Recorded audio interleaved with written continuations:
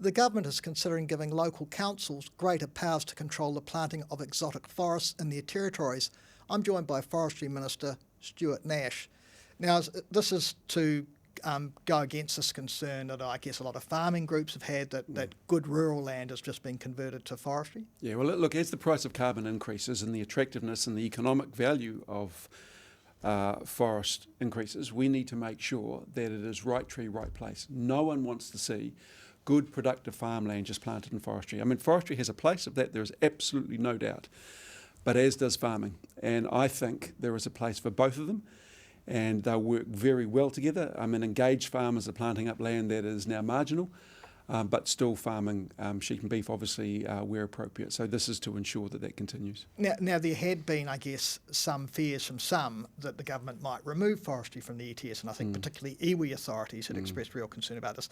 So is what you've come up with a sort of a compromise, if you like, to try and appease both sides? No, I don't think so. Forestry will remain in the ETS, and we're also starting consultation on what exotics in the permanent forest category look like. Again, no one wants lock and leave radiata where someone plants 1,000 stems per hectare, walks away and takes the carbon in perpetuity. So we're looking at that as well. But what we want to ensure is a good balance, and what we've always said is that communities know best around what should be done on land within their jurisdiction and territory. It's not for us in the beehive to tell people what they should and shouldn't do, hence the reason why we want to give local councils the ability to ensure that farmland is kept in farmland if that's what they want, and marginal land is able to be planted in trees if in fact that is necessary. But you also, though, want those forests to transition over time to natives, don't you? And how are you going to do that? No, certainly. So if we're talking about the permanent forest category here, I mean, I initially went out with a proposal that only Indigenous forests should be planted in the permanent forest category. I've pulled back from that after listening to consultation.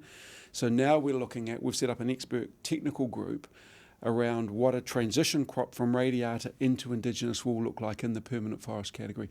Nobody wants to see, as mentioned, lock and leave radiata in permanent forestry.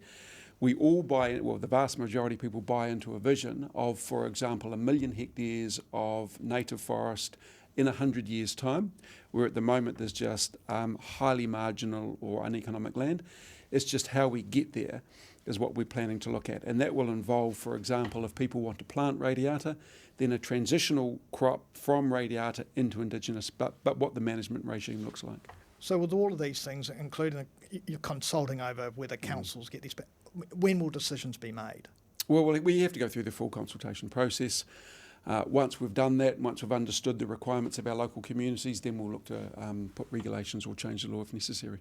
So might that happen next year before the election, or is it beyond that, you think? Let's just see, if this is non-contentious, then it could happen quicker. If there is a level of contention here and we need to work through issues, then it may take a little bit longer. But one thing we are clear is that we do want local communities to be in a position to make these decisions. And so let's see if they want to have the ability to make these decisions themselves, or if they want government to be the final arbiter on this and say, okay, no, this is what's happening. And let's see the feedback we get from the forest community as well as the farming community to see if we can work together. I'm confident we can. I think what we're going to end up with both the National Environmental Standard for Plantation Forestry, or the NESPF, and the permanent forest category, we're going to land in a place that is acceptable to the majority. But again, until we've gone through the consultation process, we won't know. But I'm confident that we're landing in the right place after discussions I've had and the level of consultation we've already been through. Stuart Nash, thank you for your time. Thank you very much.